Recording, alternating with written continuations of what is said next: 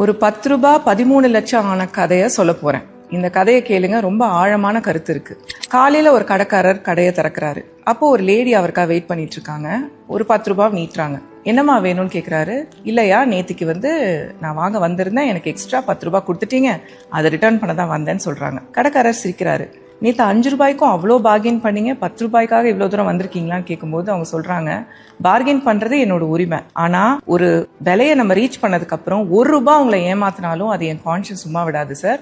அதுக்கு தான் நான் வந்திருக்கேன். இன்ஃபேக்ட் நேற்று நைட்டே வந்தேன், நீங்க கடையை மூடிட்டீங்க, அதனால 2வது வாட்டியா காலையில வந்திருக்கேன்னொன்னே கடைக்காரர் ரொம்ப ஆச்சரியப்படுறாரு. 10 ரூபாய் தானம்மா, எதுக்காக 2வது வாட்டி இவ்வளவு தூரம் வந்தீங்கன்னு கேட்கும்போது, சார் அது உங்களுக்கு பெரிய விஷயமா இருக்காது, ஆனா எனக்கு பீஸ் ஆஃப் மைண்ட் வேணும். என் ஹஸ்பண்ட் உயிரோட இல்ல, எனக்கு சொல்லி கொடுத்தது ஒன்னே ஒண்ணுதான், யார்கிட்டயும் 1 ரூபாய் கூட நம்ம ஏமாத்தக்கூடாது. நம்ம ஏமாத்துறோம்னு நினைக்கிறோம், ஆனா மேல இருந்து பாக்குற கடவுள் இதெல்லாம் பார்த்துட்டே இருக்காரு, அக்கௌண்ட் வச்சுட்டு தான் இருக்காரு. இன்னைக்கு நம்ம தப்பு பண்ணா நாளைக்கு நம்ம குழந்தைங்களுக்கு அது பாதிக்கும் அப்படின்னு சொல்லிட்டு போயிருக்காரு. போயிட்டு வரேன்னு சொல்லிட்டு கிளம்பிடுறாங்க. இந்த கடைக்காரர்